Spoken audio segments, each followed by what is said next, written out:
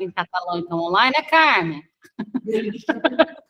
Oi, boa noite. Sem condições de estar presencial hoje. Ó, Cecília também, online. Ah, gente. Catalão é assim, faz frio, o povo não sai de casa. Frio? Eu não tô com frio, mas parece que para catalão é frio. Não, lá fora tá frio. Não é para ficar.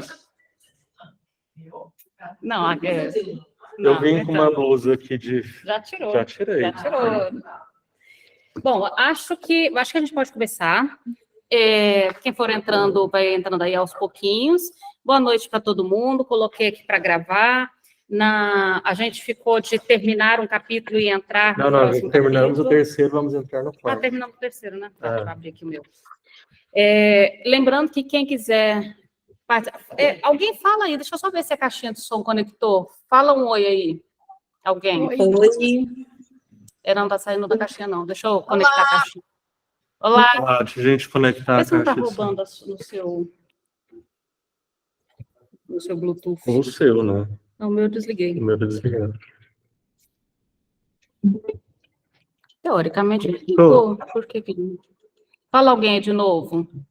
Oi. Por que está saindo? Boa noite. Boa noite. Boa noite. Boa noite. Boa noite. Boa noite. Por algum motivo. Oi. Tá vendo? Só um minutinho aqui que a gente está tentando resolver o som aqui. Fala boa noite de novo. Eugênia, fala oi. Boa noite. Pode deixar desse jeito. A caixinha, por algum motivo, ela comunica, mas não comunica. Vamos ignorar a caixinha. Por algum motivo do universo. Vai entender.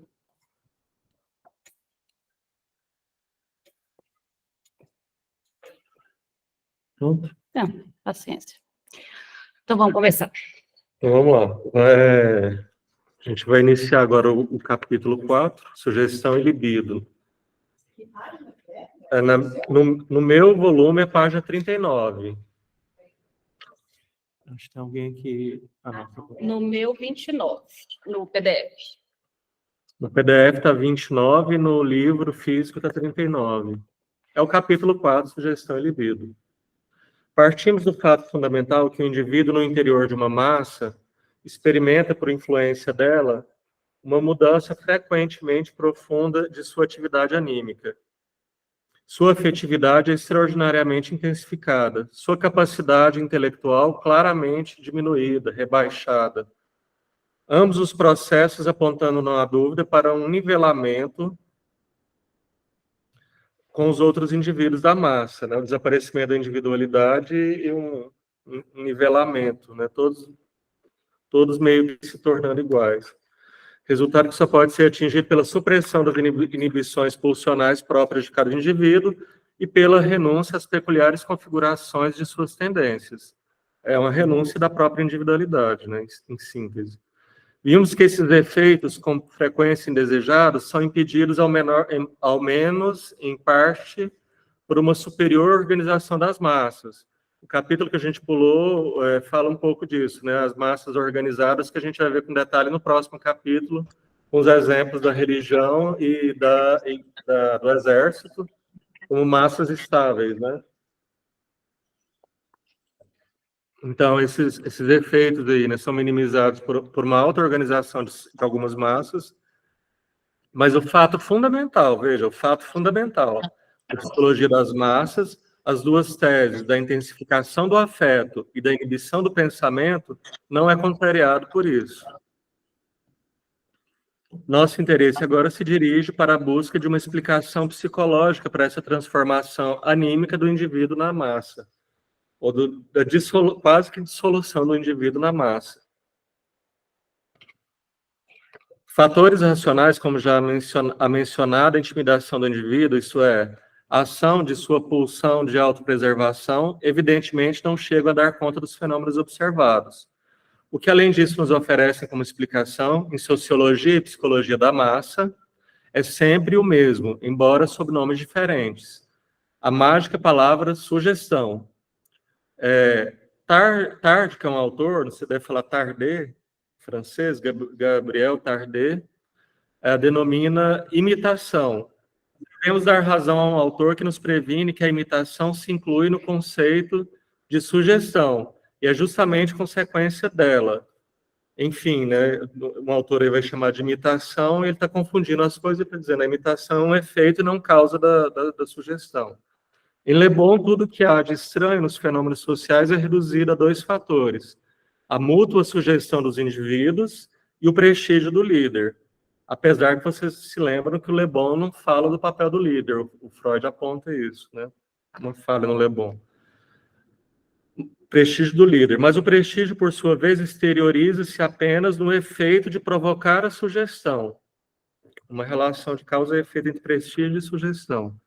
Em McDougall, podemos ter um momento a impressão de que seu princípio da indução primária de afeto permitia dispensar a hipótese da sugestão.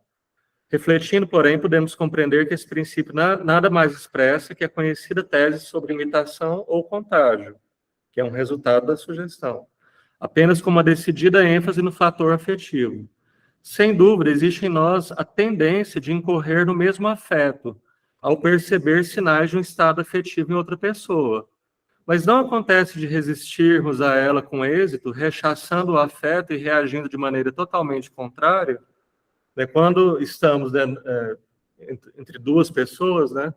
Ele está dizendo, o afeto de um até pode me convocar a responder igual, mas eu não respondo igual se não é o que eu sinto, né? Na massa é diferente. Por que então cedemos normalmente a esse contágio estando na massa, esse reflexo afetivo, né? Eu olho os afetos no espelho e faço igual, sinto igual e reajo igual.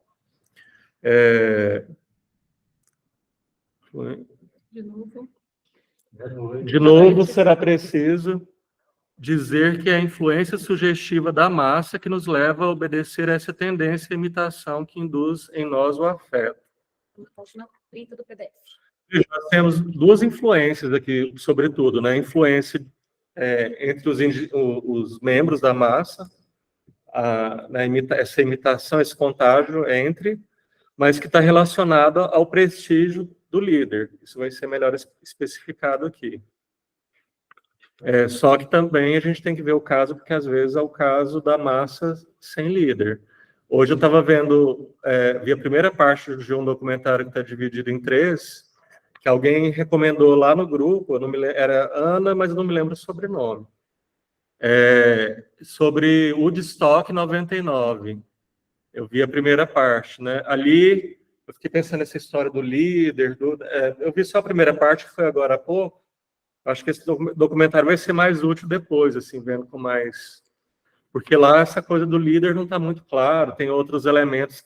Há uma formação de massa irracional em que a inteligência desaparece e os afetos vão lá em cima, né? A pulsão fica desinibida, e pulsão desinibida completamente é barbárie. Só que lá tem vários fatores. Estavam fazendo quase 40 graus, eram 250 mil pessoas, as pessoas estavam usando droga, bebendo muito, não tinha água e comida. A água e a comida custava 10 vezes mais caro e um monte de gente não conseguia pagar. Mas, enfim. E o próprio fato de já ter um evento, né? Que 250 mil pessoas compraram ingresso e estão lá, eu já tenho a possibilidade desse fenômeno de dissolução de indivíduo numa massa irracional, né? Isso mas, fora isso, também não escapamos da sugestão de McDougall, assim como os outros, ele diz que as massas se destacam por uma sugestionabilidade particular. Isso nos predispõe para o enunciado de que a sugestão, mais corretamente, a sugestionabilidade, eu vou continuar falando sugestão, que é mais curto, a sugestão seria justamente um fenômeno primordial, irredutível, um dado fundamental da vida anímica dos seres humanos. Quer dizer, essa ideia do McDougall, né, que ele está apontando aí, que a gente nem viu aqui, é que levaria essa ideia da sugestionabilidade como um dado primordial irredutível. Se a sugestão é um dado primordial irredutível, se eu considero assim, eu escapo de ter que explicar o que é que faz a sugestão funcionar. né? Ela é um dado primordial do ser humano, é como se o ser humano já nasce codificado geneticamente para ser sugestionado, e, enfim, isso explica aí. É o que achamos também em Bernheim, que foi uma espécie de mestre, né, da hipnose, da sugestão por Freud, cujas artes espantosas eu presenciei em 1889. Mas também me recordo de haver sentido, Freud foi até lá, né, prever presencialmente, na época, uma surda hostilidade a essa tirania da sugestão. Quando gritava um doente que não se mostrava dócil, o que está fazendo, né? Você está contra-sugestionando, né? Então tinha uma bronca, né, que era dada pelo sugestionador, pelo hipnotizador. Quando isso acontecia, eu achava aquilo uma evidente injustiça e uma violência. Ele tinha direito a contra-sugestões nesses indivíduos, certamente. Se tentavam sujeitá-lo com sugestões. Você pode reagir com contra-sugestão.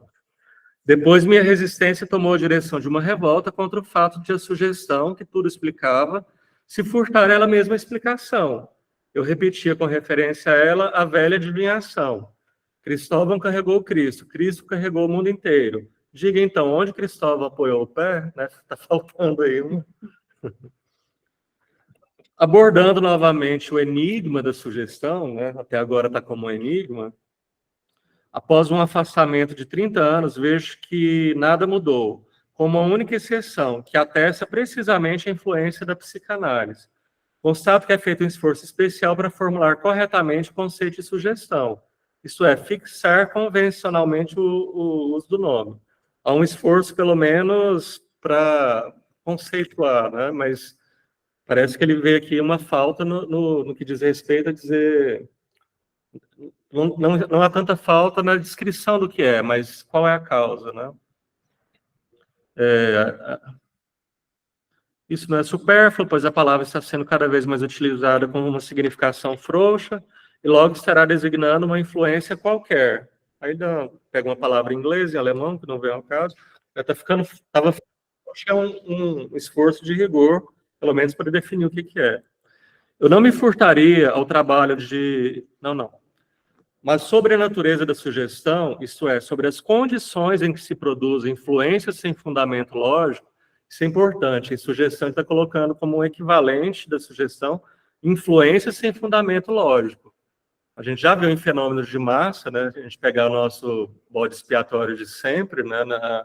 Os discursos hitleristas, né? Eram para quem não estava hipnotizado, né? Que não fazia parte daquela massa, não fazia o menor sentido.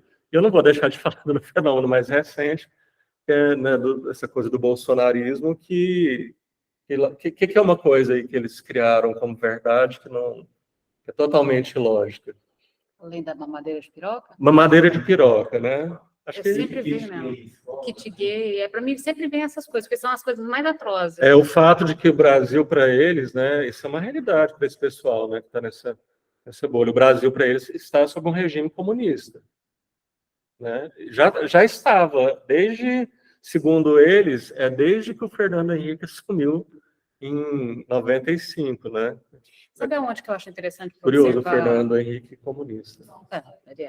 Mas uma coisa que eu acho interessante para observar essa de massa, o impacto nas crianças. Me chamou muita atenção na época das eleições, eu não sei se vocês se lembram, alguns vídeos que circularam na internet, tipo de jardim de infância, crianças de 4 anos brigando sobre Lula e Bolsonaro. Não sei se você se lembra, e a professora falava, Jardim, o que está acontecendo? O Lula roubou meu brinquedo. Aí o outro gritava, Lula é ladrão, o Bolsonaro não sei o quê. E as crianças de 3, 4 anos brigando. E é interessante para a gente ver o impacto. Quando a gente avança para crianças um pouquinho maiores, me chamou muita atenção esse impacto da coisa sugestão. Crianças que tinham ali 7, 8 anos naquele período, 8 anos no máximo. O fenômeno da sugestão vai para os dois lados ali. Vai para os dois lados. Essas crianças, de um lado e de outro, estão sob sugestão. Dos dois lados, né? dos dois pais, lados. E me chamou a atenção, por exemplo, a gente presenciou algumas crianças, por volta dos 8 anos, que diante do que estava acontecendo e da dimensão que estava acontecendo, algumas crianças entregaram os brinquedos para os pais e falaram, pode doar porque a minha infância acabou. Porque eu tenho que... Como se a criança tivesse uma coisa mais importante do que ser criança naquele momento. Ela tinha que dar conta dessa comoção. Então, as famílias estavam tão ocupadas com esse assunto, e esse assunto estava arraigado nas redes sociais, nos grupos de WhatsApp, na TV o tempo todo, que algumas crianças me surpreendeu enormemente, crianças de 7, 8 anos, que disseram para os pais, pode dar meus brinquedos, porque a infância acabou. Isso me chamou a atenção pela repetição. Então, e de qualquer um dos lados, tá? Honestamente. Também outra coisa, assim, que houve uma ruptura muito grande, a família nunca foi muito presente na educação básica, né? Eu sou professor na rede estadual. Com esses comentários surgindo nessa época aí de kit gay, no matéria de piroca, que o professor está ensinando a dona CD a deixar na boca, houve uma ruptura, assim, total, que até hoje nós não recuperamos. Sim. E professor, e a família, eles ficam, assim, vigiando cada passo nosso, cada...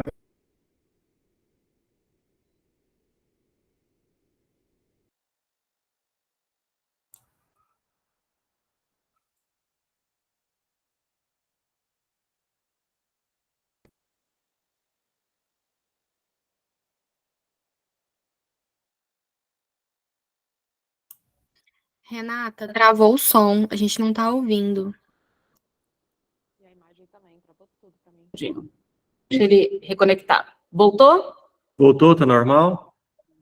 Tá normal? Pronto, desculpa, a internet tinha dado uma caidinha. A imagem para mim ainda tá. A gente está no campus, a internet às vezes dá uma baqueada. Mas a gente está falando sobre a questão dos pais no ensino. É curioso, porque, de fato, os pais nunca foram muito participativos em relação à escola. Nunca foram.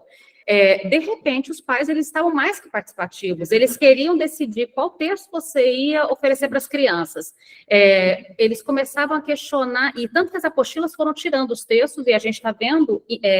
Quem trabalha no ensino fundamental e médio está percebendo o quanto o material didático ficou péssimo, porque eles substituíram os textos didáticos longos por quase, como é que chama?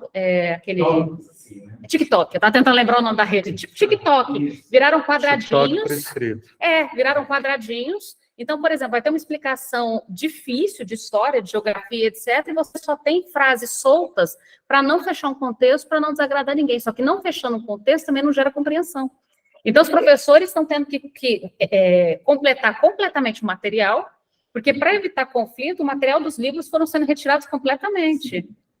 Né? Então, eu acho que essa coisa da sugestão é muito curioso. Em algum momento, alguém disse, olha, estão doutrinando as crianças da escola. De repente, pais que nunca nem olharam a agenda do menino, estava lá na porta da escola. E tem a criança de 8 anos que estava combatendo, que deixou de ser criança, a função dela na vida aos 8 anos era salvar o Brasil do comunismo. Veja como isso é pesado com a cabeça, né, de uma Como criança. isso pode ser uma responsabilidade de uma criança? Assim, tirou toda a autonomia da escola e do professor, né?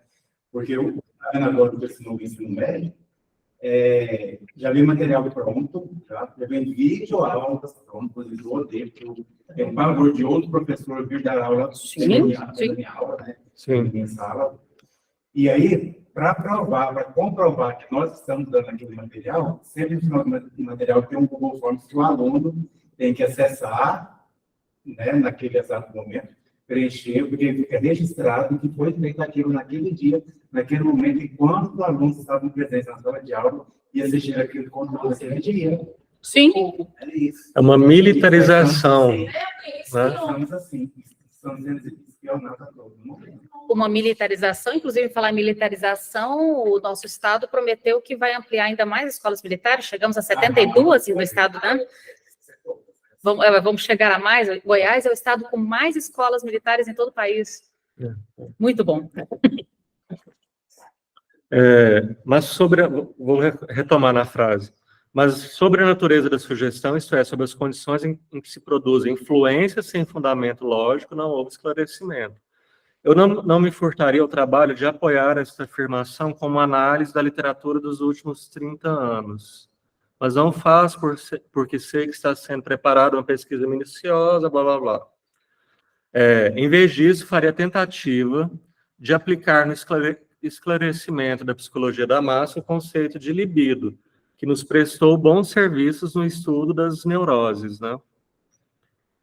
Então, para sair desse campo do enigma, ou para sair de explicações como, né, nós nascemos programados geneticamente para para ser sugestionável, ele vai pôr o conceito de libido aí. Assim denominamos a energia tomada como grandeza quantitativa, embora atualmente não mensurável, dessas pulsões relacionadas com tudo aquilo que pode ser abrangido pela palavra amor. Vocês sabem que tem gente com percursos muito diferentes, né? A libido, o próprio Freud trata assim no texto lá que ele critica muito a religião. A Psicologia das Massas, 16. Não lembro. Ele trata como uma metáfora econômica. O futuro né? de uma ilusão? Futuro de uma ilusão. Obrigado. Ele trata como se uma metáfora econômica, né? A libido. Então ele fala assim, se fosse possível dar um conselho, que ele está dizendo já que conselho não funciona, mas se fosse possível, eu daria esse aqui, ó. Não invista sua libido e pegando a libido como a ideia de um capital, um dinheiro que você tem para investir em ações. Não pega a sua libido e invista numa coisa só. E a comparação é bem didática, né? Não invista seu capital, sua grana numa empresa só, porque se você investe em uma empresa só, se ela começa a oscilar para baixo, você já tem uma sensação de que o fim do mundo está vindo, está todo o seu dinheiro lá. E se ela quebra, o fim do mundo financeiro realmente chegou. Então, se você investe em várias, né, ações, um dia uma está em baixa, mas a outra está em alta, e, enfim, uma coisa você não fica concentrado e tão fragilizado. Né? Ele diz que o apaixonamento amoroso, aquele início, né, das relações amorosas, de apaixonamento, quando está tudo investido, ele compara com a psicose, né, um está completamente investido no outro, que dificilmente alguém experimenta uma felicidade maior, mais intensa do que esse apaixonamento inicial, mas nunca as pessoas estão tão frágeis quanto nesse apaixonamento, porque está tudo investido, o capital está todo numa empresa só, e a empresa quebra, né? E aí vai para um quadro, pode ir para um quadro melancólico, inclusive, né? Por isso, inclusive, ele usa a palavra devastação para amor infantil, com a mãe. A primeira vez que o Freud usa a palavra devastação, que a gente usa muito para a sexualidade feminina, ele usa na relação da criança com a mãe, porque a criança investe efetivamente todo o amor dela, tudo na mãe.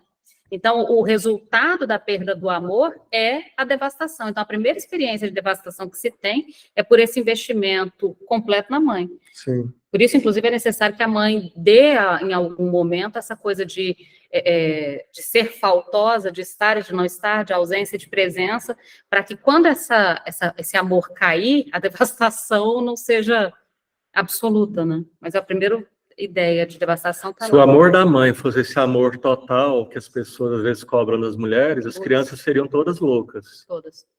É porque a mãe falha, né? Falta. Né?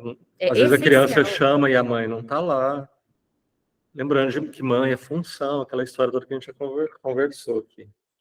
Então, o que constitui o âmago do que chamamos amor é o que, em geral, se designa como...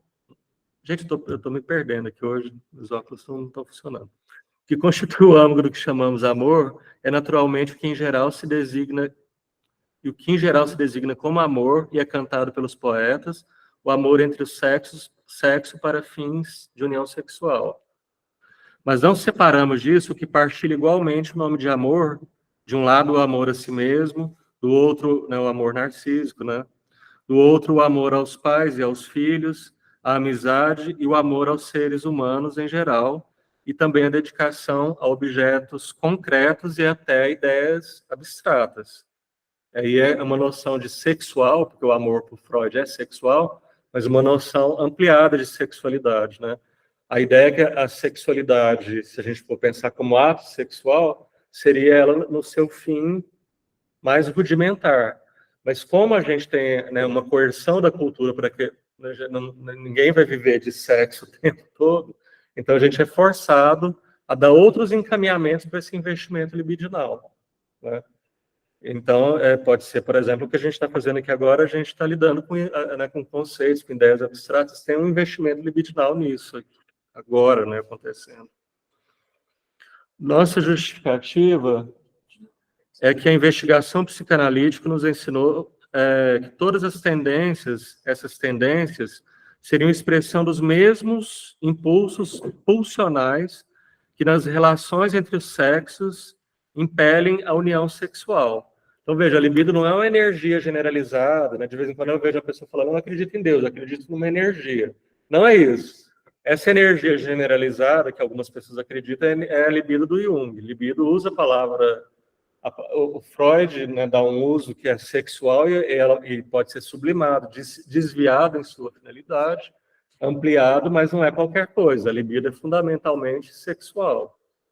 É porque ele vai usar a palavra energia, né? E aí esse papo de energia joga para um campo que não tem nada a ver, né? Energia positiva, energia negativa. Dá até mal-estar falado. De energia. Energia Suga negativa. essa energia, falar de energia. A não ser que seja uma aula de física, né? Então, no lugar certo. Fábio, no seu texto está 43. Seria a expressão dos meus... Eu estou me perdendo. Achou? Não. Ideias abstratas. Nossa justificativa é que a investigação psicanalítica nos ensinou que todas essas tendências seriam expressão dos mesmos impulsos pulsionais que nas relações entre os sexos impelem a união sexual e que em outras circunstâncias são afastados dessa meta sexual, essa meta imediata, que seria o ato sexual em si, ou impedidos de alcançá-la, mas sempre conservam bastante da sua natureza original, o suficiente para manter sua identidade reconhecível. Então, tem sempre algo, né, nesse interesse libidinal que deixa reconhecível ali os seus traços com o amor no sentido sexual, né? Pode ter apaixonamento por ideias, né? O Cioran, que é um autor que nasceu ali no leste europeu, mas que escreveu em francês, ele fala que quando se apaixona por uma ideia, né, quando há uma paixão muito intensa por uma ideia, quando se transforma a ideia em um Deus, cabeças rolam. Por isso acreditamos que na palavra amor, com suas múltiplas acepções, a língua fez uma síntese perfeitamente justificada. E o melhor que temos a fazer é tomá-la também como base para nossas discussões e exposições científicas. Com essa decisão, a psicanálise desencadeou uma tormenta de indignação, como se fosse culpada de uma inovação escabrosa. Tudo é sexo, né? Tomaram no sentido literal, né? Não nesse sentido, tudo é sexo. Imagina o escândalo. Quando Freud falou de sexualidade infantil, foi considerado um negócio inaceitável, né? Isso não caberia nem na civilização falar nisso, porque ele não estava falando de coito, né, entre crianças, né? Mas era muito pesada a palavra. A palavra ainda tem, né, uma conotação que em certos setores aí as pessoas evitam, né, fazer referência ao que é sexual. Imagine no início do século XX. Esse texto foi escrito há mais de 100 anos, né? Sim. Então é como se a psicanálise tivesse trazido uma inovação escabrosa, né? E, no entanto, ela nada fez de original ao conceber o amor dessa forma ampliada, né? A pulsão sexual dessa forma ampliada. Em sua origem, função e relação com o amor sexual, o eros de Platão coincide perfeitamente com a força amorosa, a libido da psicanálise. Como Nash Manson eu falava Pfizer, mas descobri que fala Fista. Então, Fista mostraram em detalhe. E quando o apóstolo Paulo, na famosa carta aos Coríntios, que acho que todo mundo conhece, louva o amor acima de tudo, sem dúvida o compreende no sentido ampliado.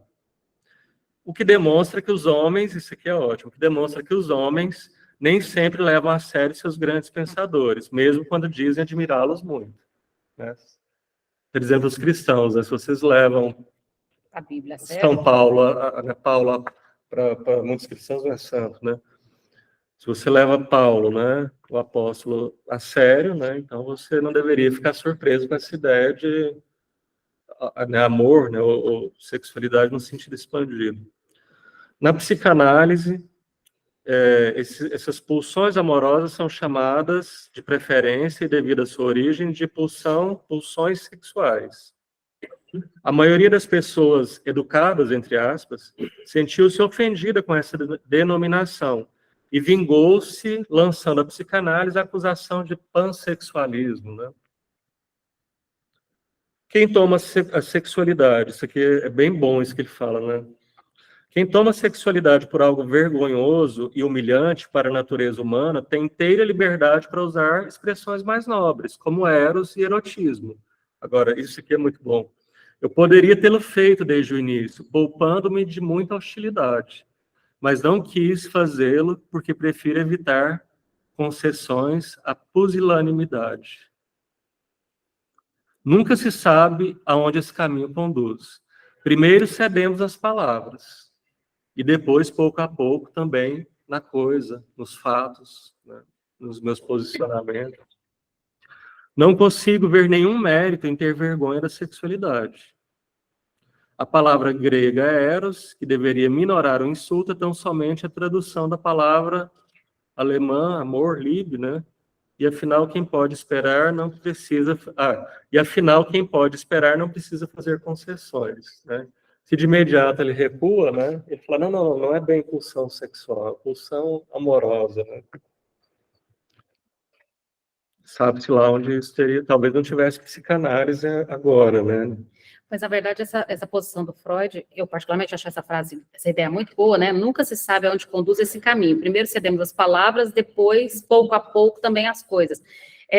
Eu acho interessante essa ideia, porque a própria ideia da clínica psicanalítica da associação livre. Quando você propõe uma prática, que inclusive é impossível num país totalitário, só é possível a psicanálise onde há democracia, porque você está propondo que duas pessoas numa sala podem falar qualquer coisa. Ou seja, e podem falar qualquer coisa que o Estado não vai ficar sabendo. Podem falar qualquer coisa que não vai ser comunicado para nenhum terceiro lá fora. Então, é muito condizente com a própria ideia de associação livre essa frase do Freud. Sim. Porque em que contexto você poderia, na teoria, ser polido com as palavras e dizer que na prática clínica as pessoas não deveriam ser? Mas aqui ele está colocando em questão até a ideia de ser mais polido não falar de sexualidade, né? Por que não é polido falar de sexualidade, né? Deixa eu falar de sexo. Vou só pegar aqui o comentário da Maria Funk. A Maria colocou aqui, lembrei daquela maravilhosa frase do Cioran, só se mata em nome de um Deus ou de seus sucedâneos, ou excessos suscitados pela deusa razão, pela ideia de nação, de classe ou de raça, são parentes da Inquisição ou da Reforma.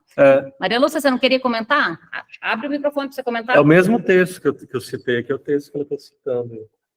É justamente essa frase, isso que você disse, né, sobre uma ideia que, né, ascende ao lugar de um Deus, e eu achei legal o Deus com letra minúscula, né, que ele coloca assim na citação, para dizer, né, do Deus como significante, e daí você toma qualquer coisa como um Deus, né? Eu me lembrei, assim, dessa frase, lembrando de uma seita, que eu não vou saber dar maiores detalhes, mas se não me engano, isso foi na África, onde o pregador pedia para que os fiéis comessem grama, e eles saíam todos, iam lá para o lado de fora, todo mundo deitado, comendo grama, e casa muito bem, assim, com essa ideia. Sim. A própria ideia que ele fala, a ideia de nação, né? Pode ser uma levada ao extremo, né? Você se apaixona pela palavra nação e isso não termina diferente do que a Inquisição, termina em violência, né? Os nacionalismos estão aí, os ultranacionalismos, que, em geral, o nacionalismo é uma coisa que vira ultra. Eu nunca vi um nacionalismo moderado, né? Parece que quando alguém se torna, né, quando alguém eleva, né, a ideia de nação, de pátria, né, ao estatuto de Deus, é isso que o Cioran, que a Maria Lúcia está lembrando ali. E isso que você falou também, Maria Lúcia, dele escrever o Cioran, colocar Deus, um Deus, e não o Deus, e um Deus com letra minúscula, ao invés de letra maiúscula, é justamente para que Deus se torne só um significante. E esse significante, então, varia, porque se eu coloco o Deus, ele não pode variar. Eu estou dizendo que existe alguma palavra que estaciona o sentido, que estaciona e cola exclusivamente no lugar. Cioran não poderia aceitar isso. Toda palavra escorrega. Então, tem que ser um Deus com letra minúscula e um, não o, né? É sutil essa coisa do Cioran. Ok, vamos lá. Sim. Então, experimentamos a hipótese de que a relação de amor, ou expresso de modo mais neutro, os laços de sentimento, né, os laços afetivos, constituem também a essência da alma coletiva. Olha, libido, portanto, né, amor está falando de libido, essa pulsão sexual, ele está colocando aí como algo que está na essência do que a gente vem chamando aqui de uma espécie de psiquismo coletivo, né, psiquismo de massa, a alma coletiva. Recordemos que os autores não fazem menção desses laços, os autores até então trataram do assunto. O que corresponderia a eles está evidentemente oculto por trás da tela, do biombo da sugestão. Viu que eles não vão, né, chega na sugestão, para, né? Descreve-se, mas não busca o que causa, né, o efeito de sugestão. Então, isso para autores como Le Bon e o outro, sempre McDougall, funcionaria como um biombo para não falar de eros, da libido, de sexo, de amor, né? E para o Freud, isso está tá na essência da formação dessa liga, né, que vai unificar a massa. Recordemos que os autores não fazem menção desses laços. O que corresponderia está por trás da tela do biombo da sugestão. Para começar, apoiaremos nossa expectativa em duas reflexões sumárias. Primeiro, que evidentemente a massa se mantém unida graças a algum poder, alguma força, né? Mas a que poder deveríamos atribuir esse feito, senão a Eros, que mantém unido tudo o que há no mundo? Segundo, que temos a impressão, se o indivíduo abandona sua peculiaridade na massa e permite que os outros o sugestionem, que ele o faz porque existe nele uma necessidade de estar de acordo e não em oposição a eles, talvez então, né, ele faça isso, ele ceda, né, ele se deixe sugestionar por amor a eles. Ele chama atenção para uma coisa aí, eu não sei nada de alemão, mas porque está na nota aqui, né? A palavra é Zulib. Zulib significa por eles, não por amor a eles, mas se você recorta a palavra, tem lib lá dentro, né? E aí o Freud, ele enfatizava, né, colocando a letra diferente no lib, do Zulib, e aí a tradução, acho que para fazer sentido, por amor a eles. Então, veja, né, o amor, esse investimento libidinal, ele antecede, ele cria as condições para a sugestão. Né? Quando eu permito que alguém me sugestione, eu estou ligado libidinalmente, né, nesse sentido ampliado de libido, ou de pulsão sexual, estou investindo libido ou naquela pessoa, ou naquele discurso. Eu posso ser não hipnotizado nessa coisa mais caricata, né, que pega o reloginho e faz assim, mas sugestionado, né, levado a acreditar em coisas que nem tem lógica, às vezes por uma influência ou por um investimento libidinal no discurso que está vindo, mas às vezes pode ser por uma pessoa, né? Um sugestionamento por influência, uma espécie de prestígio pessoal que a pessoa exerce sobre você. Né? Quando esse investimento é contrário do amor, por exemplo, ódio, raiva, depois investe isso na pessoa. Está investido. Está investindo. O ódio é um investimento libidinal. É também. É também. Quanto de libido você não precisa para odiar alguém? O Freud chama muita atenção para o fato de que, né, no texto sobre as pulsões dele, que o contrário do amor não é o ódio, é a indiferença. Agora, o ódio seria, né, o ódio e o amor são coisas de algum jeito próximas, né? Quando eu odeio muito uma pessoa, eu estou altamente investido nela. Agora, o que eu faço com isso, né? Por exemplo, se eu espanco a pessoa, eu já estou num registro aí que a gente tem que falar de pulsão de morte, que ele nem está tratando aqui, né? Inclusive... Fala que o ódio e o amor, eles são irmãos. E que o ódio, inclusive, é o irmão mais velho, que foi inimigo, eu não lembro assim bem comigo, mas era isso. Eu achei muito interessante. Sim, mas veja, se a gente considerar essa coisa do investimento libidinal que há em odiar em alguém, e se a gente considerar lá, por exemplo, que essa relação entre amor e ódio que surge se a gente pegar desde a infância, lá no sadomasoquismo, na fase anal, no processo de separação, é necessário haver essa ambivalência afetiva para que a criança possa, inclusive, se separar da mãe, e no final das contas, se a gente pensar até nas relações, por exemplo, quando um pai, eu acho que ninguém deveria fazer isso, mas baixa na criança e fala, eu te bato porque eu te amo, eu te bato porque eu estou te educando, ou quando um namorado, um marido violento, espanca por ciúme a tua namorada, a tua esposa. Então, é curioso o quanto, no final das contas, o amor é violento e o ódio é violento, os dois são potencialmente violentos. E é curioso quando, pensando em violência, eu penso numa coisa muito da contemporaneidade hoje, que são esses grupos extremistas que têm conquistado as crianças e adolescentes na rede. Veja, a necessidade está de acordo com eles. Eles propõem coisas que essa meninada é inteligente, eles sabem que é esquisito pra caramba o que está sendo proposto. Só que eles se submetem a boa parte do que está sendo esquisito e proposto ali por amor a eles. Porque há ali, nesses grupos, a gente tem encontrado crianças e adolescentes, pré-adolescentes e adolescentes, eu falo crianças porque a gente está falando de crianças de 8, 9 anos que estão sendo cooptados por esse grupo também. Tem horas que as pessoas pensam que é mais tarde, né? Não, é super cedo, é muito cedo.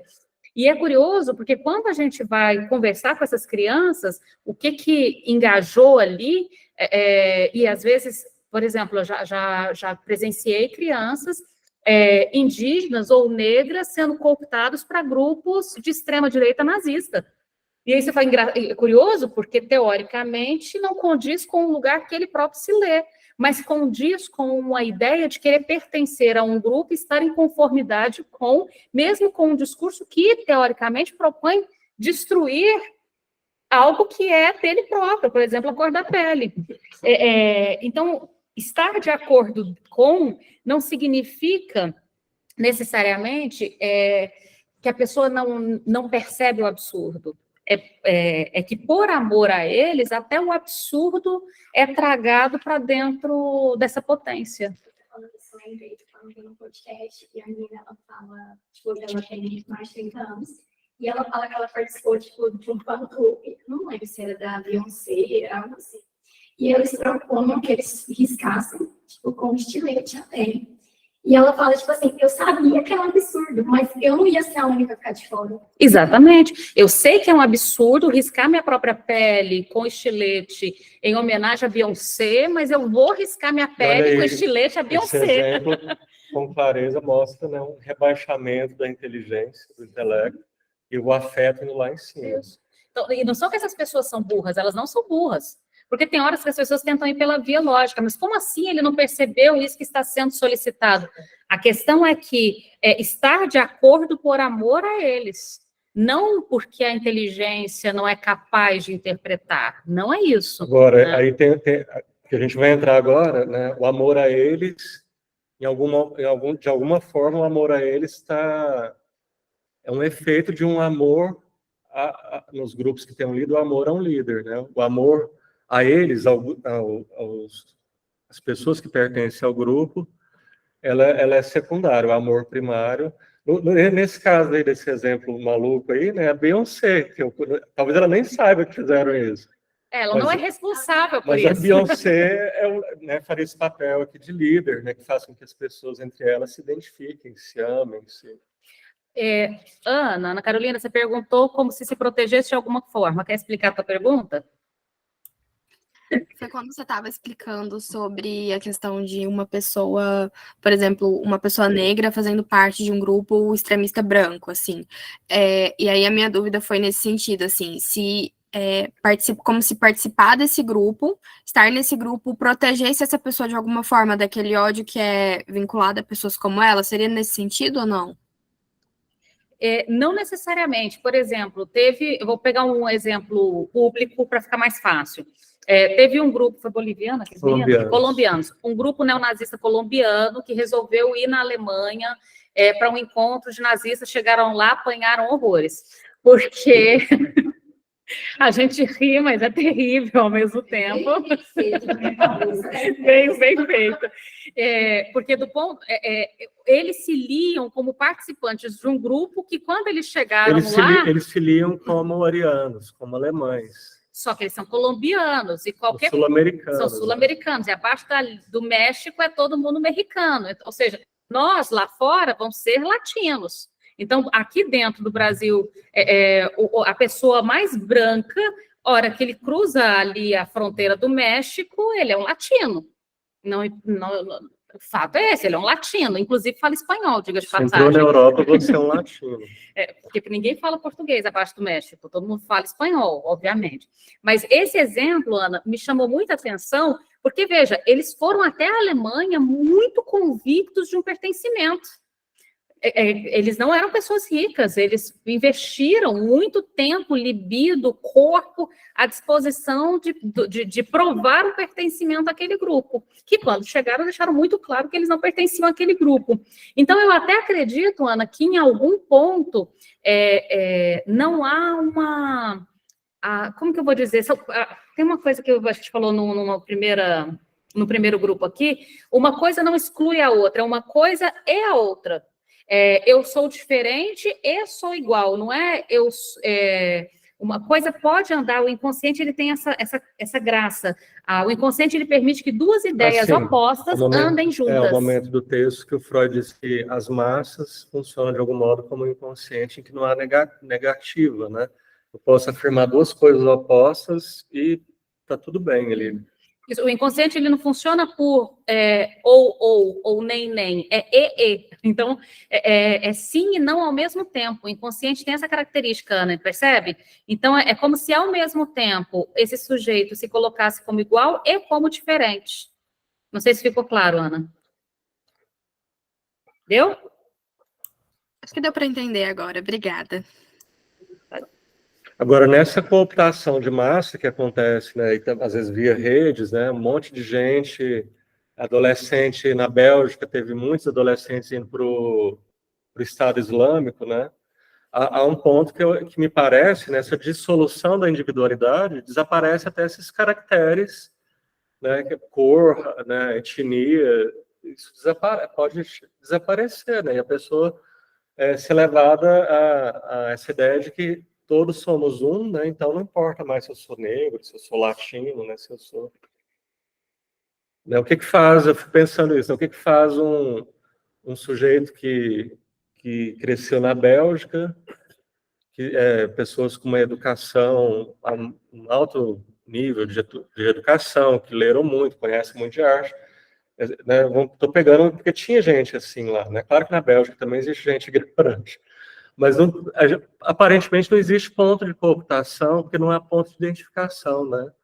Mas, de algum modo, parece que tem um momento que o Freud diz que essa cooptação do líder, às vezes funciona por demonstração de força, né? Demonstração de uma violência ilimitada, que isso impressiona, marca, né? Dá para dar a alguém essa aura de líder, de quem sabe, né, o que é verdade e o que é falso, né? E um grupo como o Estado Islâmico exerce essa coisa do poder, né, no nível letal, né, no nível impensável. Eu achei que a gente não ia terminar o capítulo 4, mas a gente terminou. Eu tinha pedido para, se possível, ler isso também o 5. Vamos avançar. Mas quem não tiver lido... vai ler agora. Duas massas artificiais, ele chama a atenção no rodapé, que artificial está no sentido de estável, né? É porque a ideia parece que a ideia do Freud aqui é a seguinte, né? Tem agrupamentos que surgem espontaneamente. Sei lá, quando a gente pensa os movimentos de 2013, né? A princípio não tem líder, não tem nada. Então aquilo ali seria uma massa espontânea. Uhum. Então, ela seria espontânea e não artificial. Artificial que estaria em oposição espontânea. Agora, a massa exerce a massa religião, né, tem uma instituição, toda uma estrutura ali que já está montada para dar um certo enquadramento a essa massa. Né? Então, é um grupo mais estável e que vai se diferenciar algumas outras coisas também. Em algum nível, alguma contenção. Pode haver uma contenção, por exemplo... desse mecanismo aí tão potente, né, de aumento do afeto e diminuição da inteligência, né? Essas instituições senão a gente teria que pensar que quem está nessas instituições muito duras são todos burros, que seria uma idiotice, né, da gente. Nós que seríamos os ingênuos de achar que todo mundo que compõe o exército, que se identifica com o exército ou com alguma religião, é menos inteligente, né?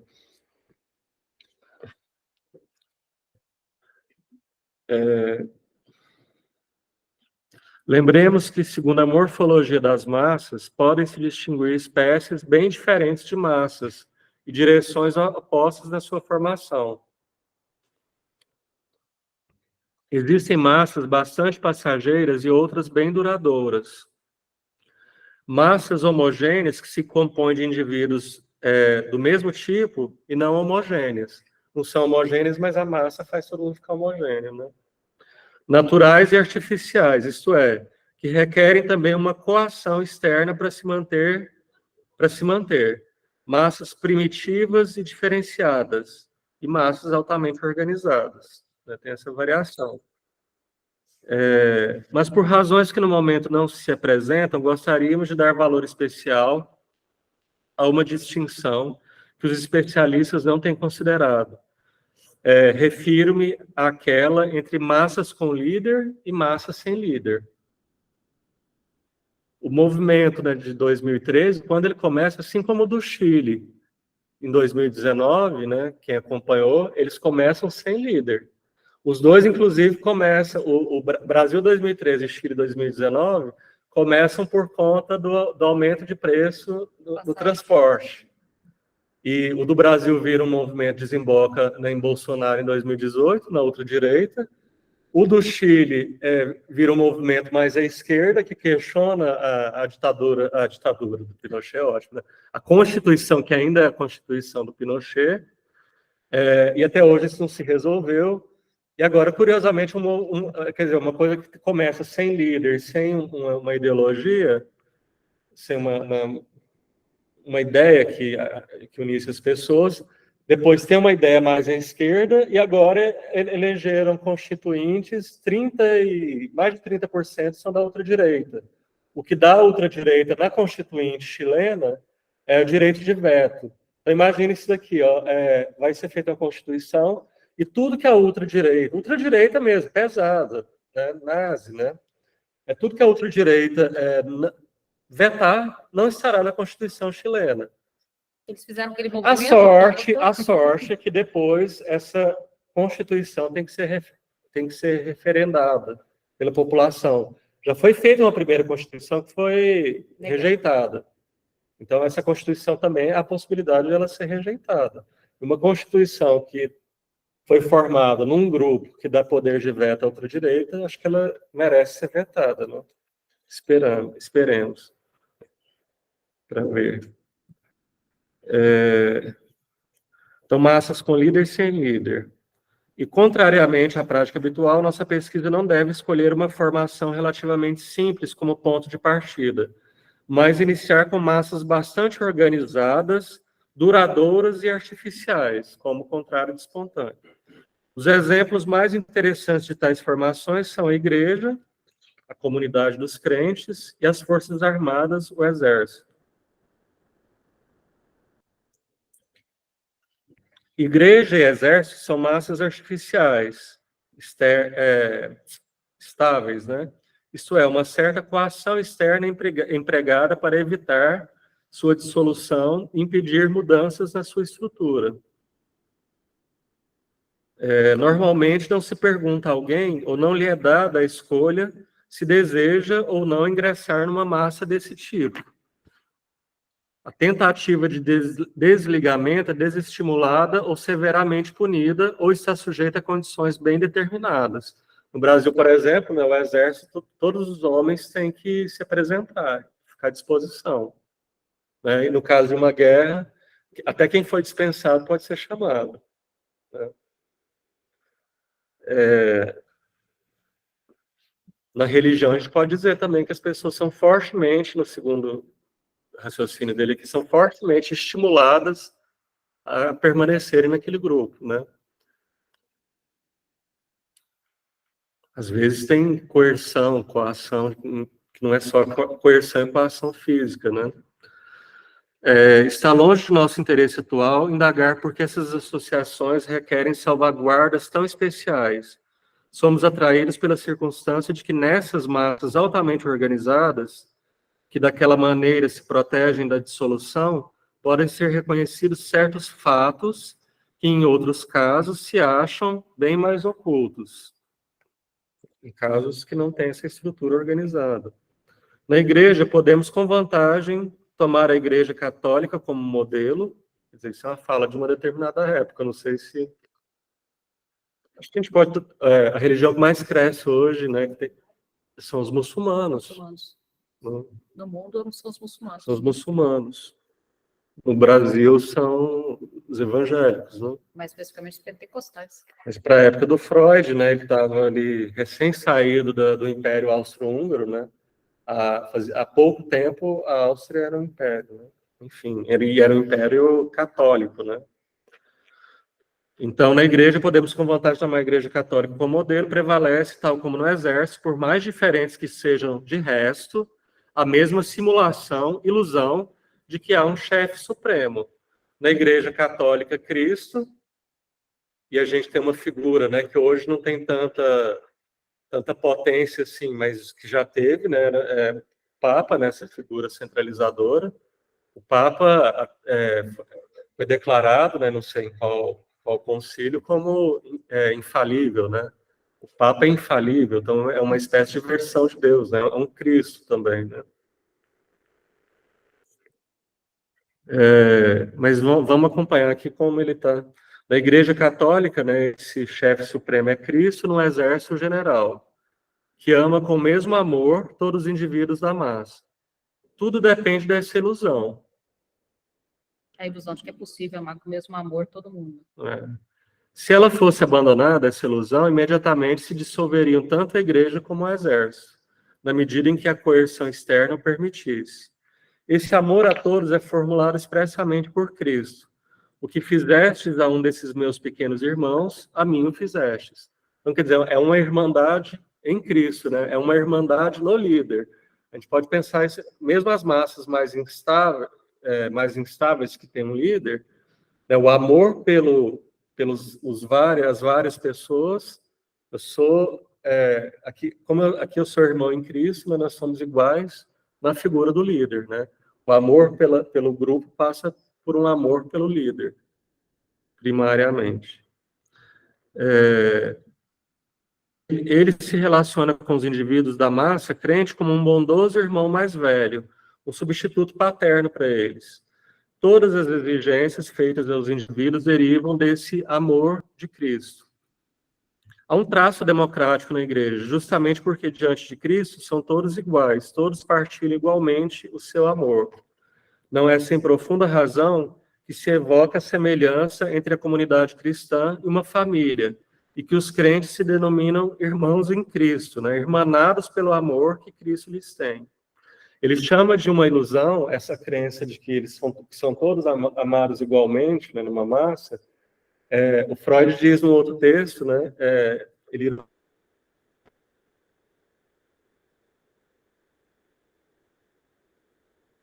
de um amor.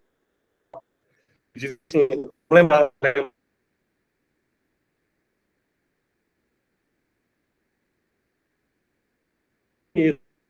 como não tem tal infinito.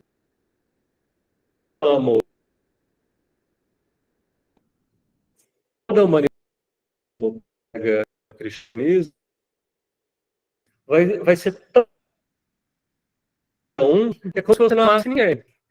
Não dá. E ele vai dizer assim também, além disso, as pessoas que te amam vão apontar para você e dizer, peraí, você ama o fulano tá lá em Tóquio, você acabou de ficar sabendo a existência dele, você o ama assim como você me ama. Então, Freud aponta para uma impossibilidade desse amor, esse amor a todos, né? Esse amor universal, né? Por isso que ele chama de uma ilusão. Inclusive, a frase dele é: eu não teria libido suficiente. Eu acho que ninguém. Tem essa história, né? Ele está falando da família também, né? quem que o pai ou a mãe ama mais, quem que ama mais. Aí os pais dizem, né? Não, amamos todos do mesmo jeito. Mentira. Uma mentira, assim, descarada. Veja que a mentira é um fator institucional, né? No caso da instituição Mas veja, família, acho que em todas. Então, mas o exército, a igreja e a família precisam dessa ilusão para se sustentar. Sim. Porque se a família não sustenta essa ilusão, ela não se sustenta como essa unidade. Imagina, se a família não sustenta essa ilusão de que é possível, sim, né? Depende dessa ilusão, amar com o mesmo amor todos os indivíduos que compõem essa instituição, a família também destruiria. É necessário sustentar essa ilusão. Sim. Não que os pais consigam. Renata, desculpa, Oi. tem uma pessoa querendo entrar e não está conseguindo, que mandou mensagem. Ué, não apareceu aqui. Ana Claudino, ela já conseguiu entrar? Ana Claudina? Ana Claudino? Deixa eu ver aqui na lista de nomes. Ué, não tá... Não, ela não entrou. Não apareceu. Ela mandou mensagem? Mandou aqui, ó. Tem quantas pessoas na sala? 31. Não, mas ele vai até 150. Esse aqui é 150. Não aparece aqui para ela, não apareceu. Não sei por quê. Tem gente respondendo aí. Respondi aqui. Bom, vamos continuar? Então, são irmanados em Cristo, né? No caso da igreja cristã. Não há dúvida de que a ligação de cada indivíduo a Cristo é também a causa da ligação deles entre si. Algo parecido vale para o exército. O general é o pai, que ama igualmente todos os seus soldados, e por isso eles são camaradas entre si. O exército se diferencia estruturalmente da igreja pelo fato de constituir um escalonamento desse tipo. Tem escalas de pai, escalas de líder aqui, né? Já sei. Cada capitão é como que o general e o pai da sua companhia. E cada suboficial é o pai e o general da sua unidade. Então, tem escalas, né? No exército, a gente tem uma escala em que é como se eu, estando nessa estrutura, eu fosse sempre o filho de alguém e o pai de um outro. Eu sou filho de um determinado e pai de um grupo.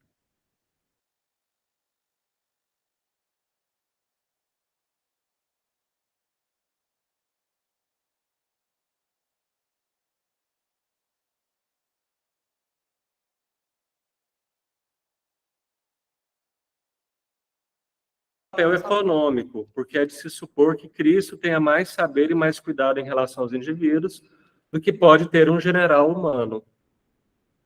Tudo bem até aí? Tranquilo? Só uma dúvida, só uma coisa que eu pensei aqui.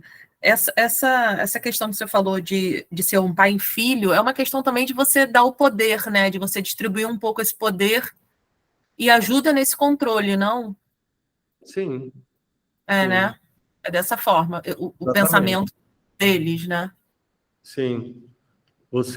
Esse que faz a função aqui de líder, que ocupa meio que o lugar de pai, ele chancela, ele autoriza o outro a um certo exercício de poder, né?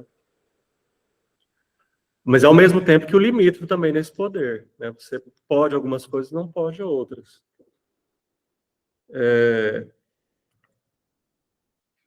Então, quer dizer, a igreja até tem uma hierarquia também, mas como a unidade é em Cristo, nessa figura supra-humana, então não tem o mesmo efeito que no exército, né? Não é esse escalonamento de pais, de líderes, é o que está defendendo aqui. Alguém pode achar que não é assim, né? Mas é a ideia dele aqui até agora. A essa concepção da estrutura libidinal do exército se objetará com razão que nela não há lugar para ideias, que nela não há lugar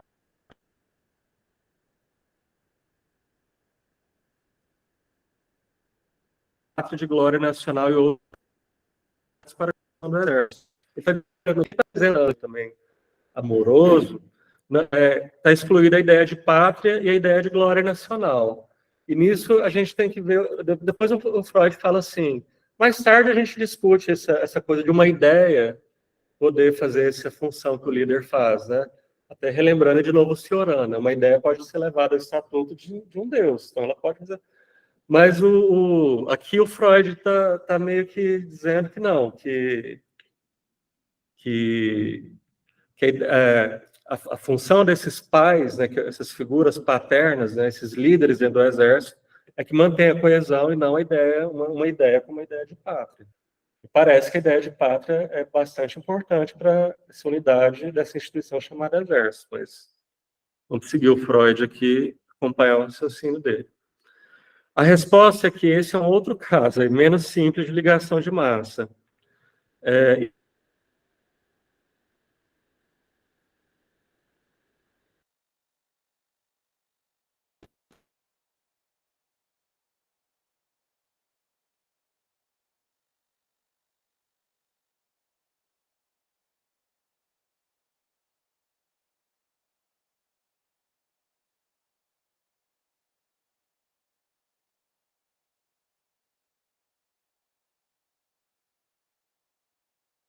A internet tinha caído por um segundo. Voltou. Está escutando bem?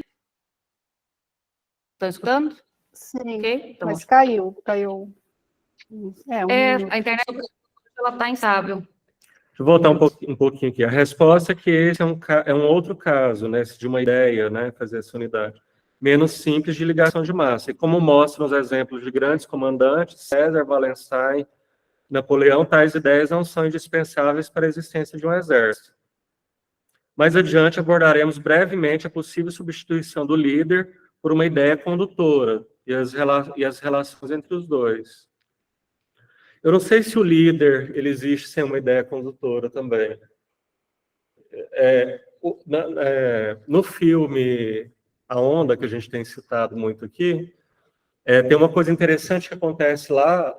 O filme A Onda é baseado num experimento que realmente aconteceu. Esse experimento, né, que é mostrado no filme, dá um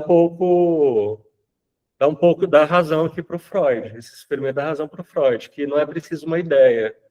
É mais importante a figura carismática de um líder forte. Porque no filme, quem não tiver visto, veja, porque é muito didático, né? O professor forma, né, um grupo que ele vai chamar de onda, tem um uniforme, tem uma forma, né? Tem um uniforme, tem um jeito de se cumprimentar, que é engraçado, por exemplo, a onda, né? Mas que remete ao nazismo, mas não tem ideias antissemitas, não tem isso. É um grupo sem ideias, lá não tem nenhuma ideia. É o carisma do líder, do professor, e o amor que se desencadeia entre os membros do grupo. O grupo existe para fazer que o grupo continue existindo, né? O que você tem ali é um passo absoluto para tudo que é de fora, né? E esse é um fator importante de coesão para grupos fascistoides, grupos que tem um teórico que chama de grupo terror, né? Essa criação tudo que é externo é inimigo e tudo que é inimigo é externo, né? Veja, né? Como que o nazismo pararia de pé, o discurso nazista, sem a figura do judeu, né? Ou do judeu e do bolchevique, né? Os dois inimigos máximos do nazismo eram que eles consideravam uma coisa só. Para eles, todo bolchevique era judeu e todo judeu era bolchevique, no delírio deles. Mas eu preciso dessa figura externa. Todos os problemas vão ser eliminados na eliminação dos judeus, por exemplo, né? E ali no grupo do filme, né, que foi baseado num experimento, tá tudo ancorado nisso. A coesão do grupo, a forte coesão, passa pelo amor ao líder, né, e pelo rechaço absoluto ao que é de fora. Então, esse é um grupo que é uma pura forma, não tem conteúdo. Né? Apesar de remeter ao nazismo, o negócio do gesto e tudo mais, né, não tem ideologia nazista naquele grupo, não tem ideologia nenhuma, não tem um conjunto de ideias ali, ou uma ideia muito forte.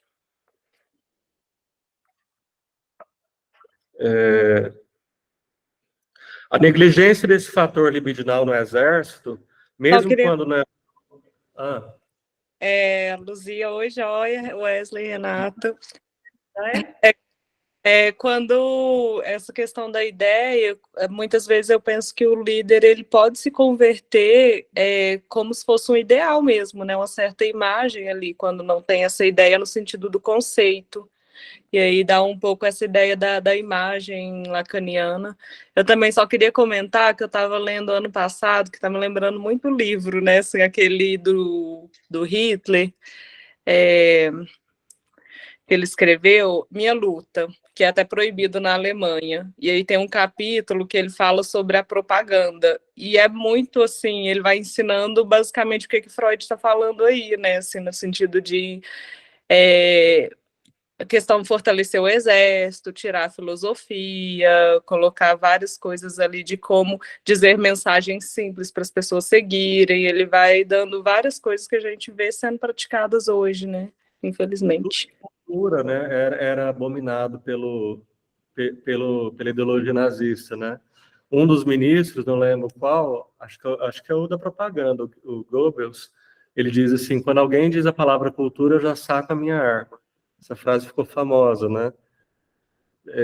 Então, né, para justamente que não vamos dar chance para proliferar aqui dentro ideias mais complexas, né? Bem lembrado.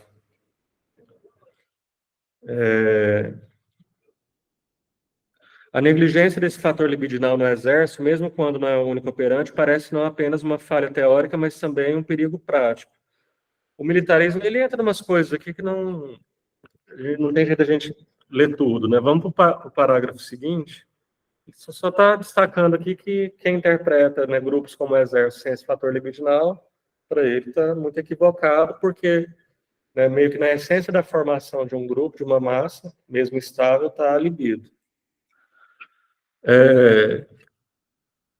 Notemos que nessas duas massas artificiais, o exército e a religião, cada indivíduo se acha ligado libidinalmente ao líder, Cristo e o general, por um lado, e aos outros indivíduos da massa pelo outro. São duas ligações, né?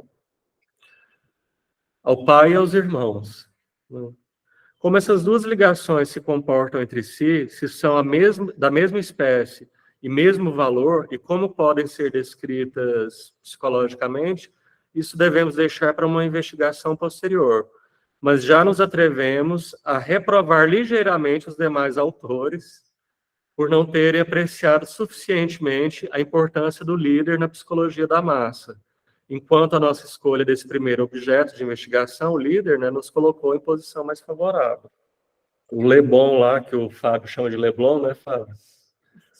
O Leblon esquece da história do... E o McDougall também.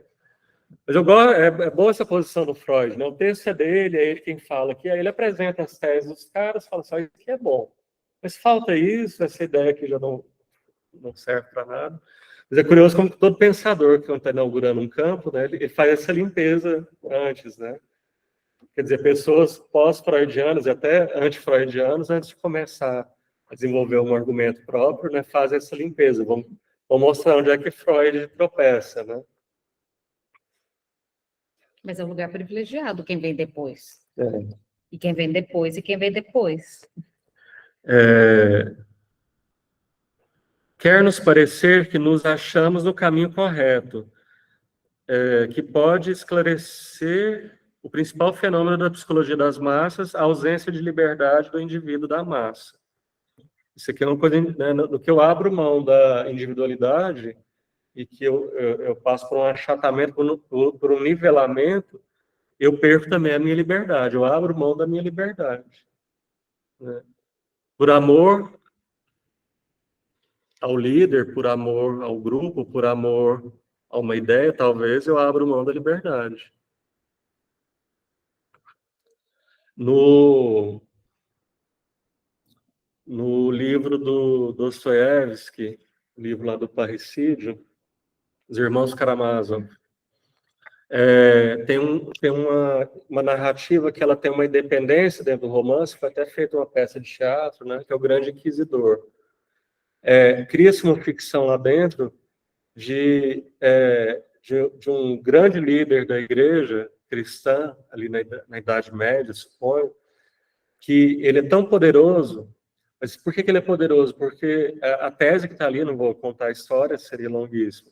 Ele é muito poderoso porque ele deu para as pessoas uma coisa maravilhosa, que é as pessoas abrirem mão da sua liberdade. O próprio inquisidor faz um discurso em que ele diz que as pessoas mais temem é a liberdade. Ou seja, tomar uma decisão e ser responsável por ela. Cristo aparece, Cristo em pessoa volta. Sabe o que acontece com Cristo?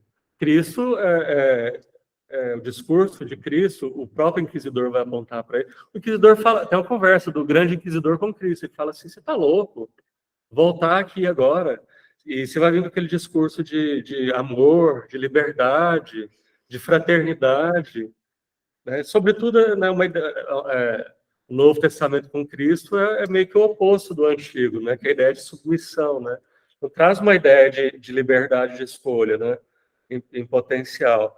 Ele disse, você está louco, as pessoas, a sua igreja só existe até hoje porque pessoas como eu cuidamos de fazer uma estrutura poderosa o suficiente para que as pessoas confiem, deem para a gente o poder de decidir o que elas farão e o que elas não farão.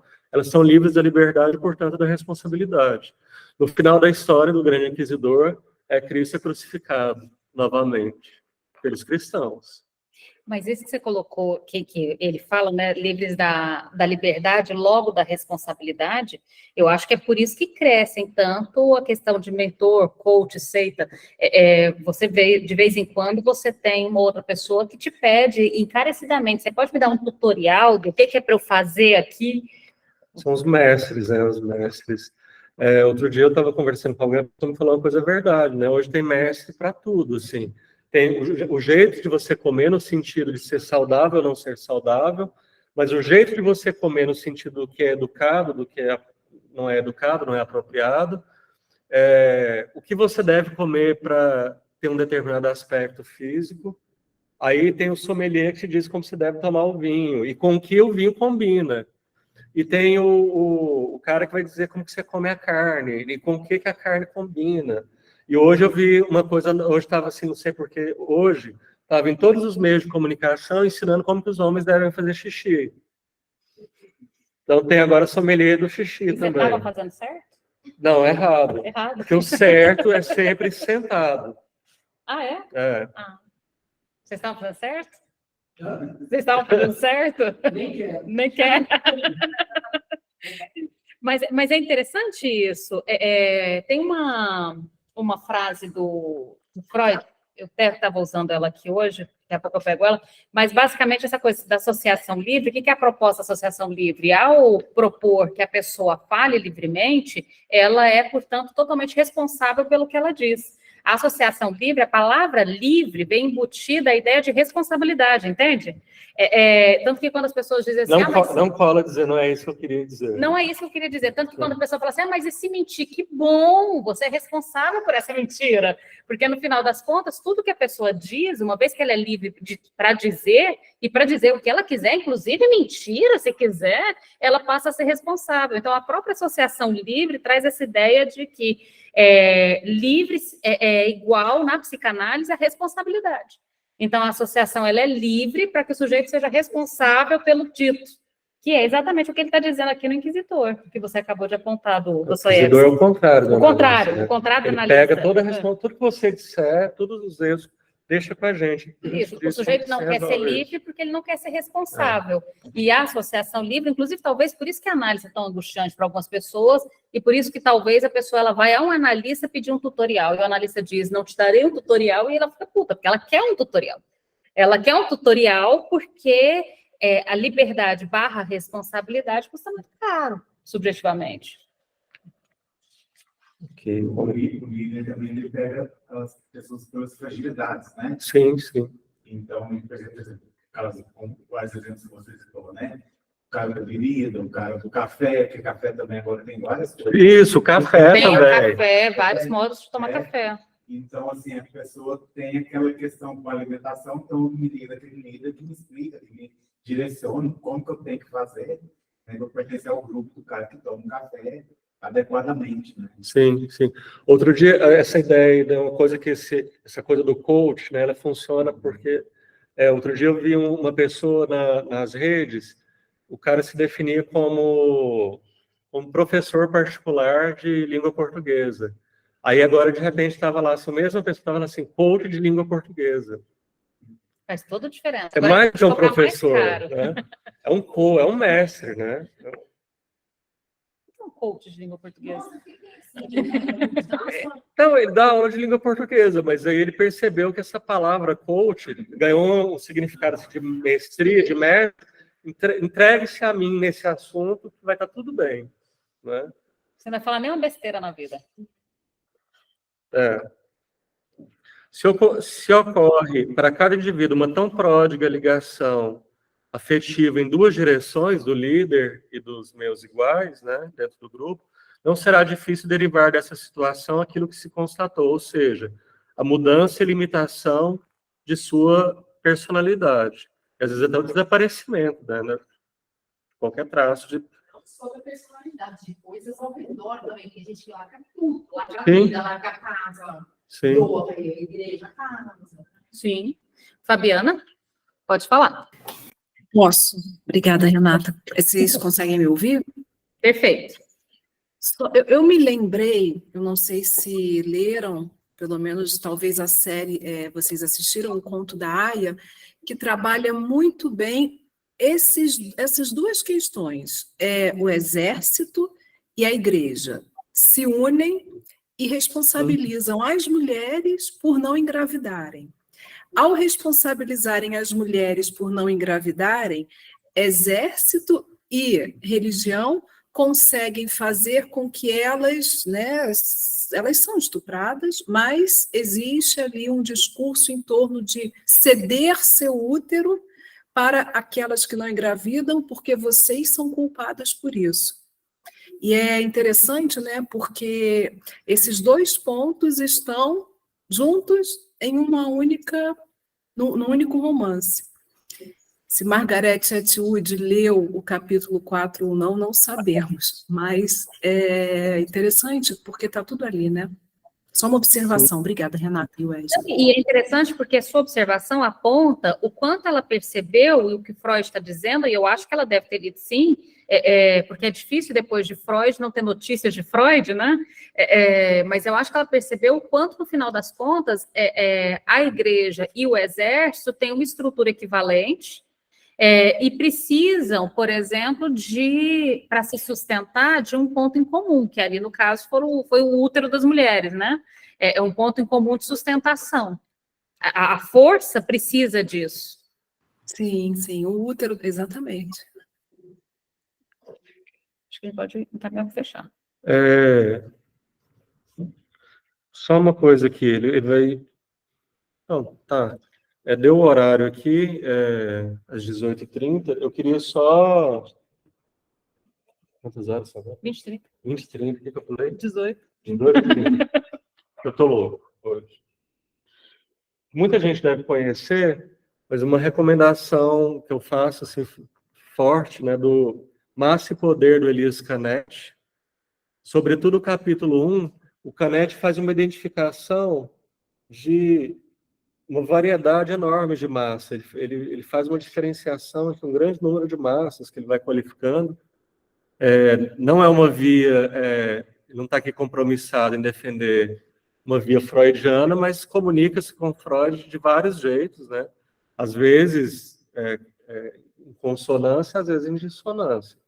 Mas é um autor, acho que indispensável para esse tema.